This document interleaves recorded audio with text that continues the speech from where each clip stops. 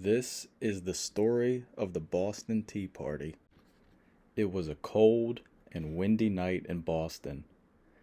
It was December 16th, 1773. The harbor water slapped against the wooden sides of the three British ships, quietly waiting with their bellies full of tea. But the city wasn't quiet, not tonight. In the meeting house down the street, hundreds of angry colonists gathered. Tensions had been boiling for months. Why? Because of tea. They were waiting on their Massachusetts governor to make a huge decision. The decision? Whether to make his citizens accept the British tea into their ports, or don't accept the tea and send it back. After the French and Indian War, Britain was in deep debt, and to raise money they started taxing the American colonists. This was without letting them vote or have a say in the British Parliament or government. No taxation without representation became the fiery chant of the people. And in Boston especially, people were done with these sneaky tricks. Back at the meeting house, the group was split. Some wanted to send the tea back to Britain. Some wanted to protest peacefully, but one group had a different idea. When word of the governor's decision to accept the tea came in, suddenly dozens of men ran out into the night. They had smeared ash on their faces and tied feathers in their hair. They were dressed like Mohawk Indians. Not to mock them, though. No one will ever know the true reason because of how secretive the mission was. But some believe it was simply to hide their identities so they would not be arrested.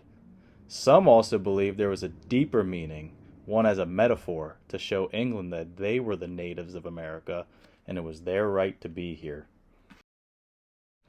The group made their way to Griffin's Wharf, where the British ships, the Dartmouth, Eleanor, and Beaver, were docked. The captains had refused to sail back to England, and the governor had ordered the tea to be unloaded, by force if needed. But the colonists, they were faster. With axes and determination, the disguised men climbed aboard the ships, but they didn't steal anything. They didn't hurt anyone.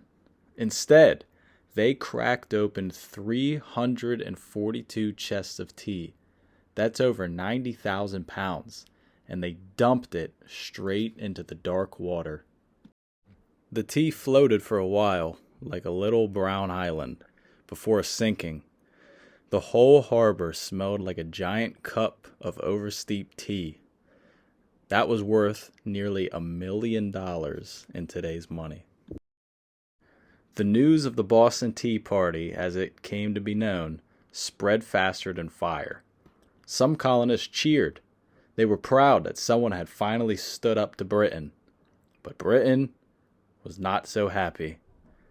When King George III heard what happened, he was furious. He said, "We must master them or totally leave them to themselves." And Parliament agreed.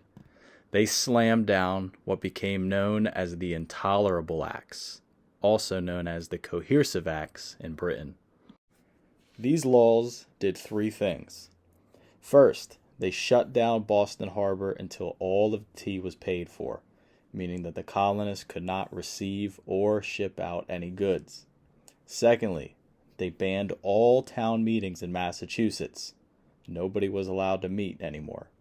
And thirdly, they let British officials who were accused of crimes in America be tried back in England, where they would likely be let off free. To the colonists, this felt like they were being punished by a cruel parent, and even those who did not support the Boston Tea Party felt like things were becoming very serious. The Intolerable Acts didn't just make Boston angry. They woke up the entire 13 colonies. People in Virginia and the Carolinas started sending food to Boston.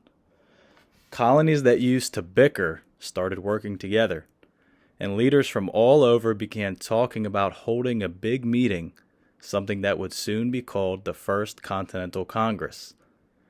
The Boston Tea Party hadn't started a war, not yet, but it had started something else, a spark, and that spark was growing.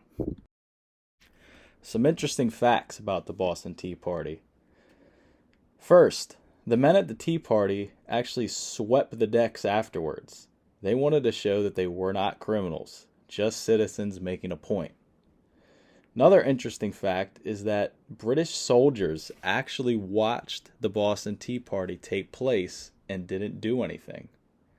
Some say it's because they didn't want to start a full-blown riot. Others say that they were waiting on orders from England that never came in. Thank you so much for watching. I hope that you learned something. Like and subscribe. More videos like this to come.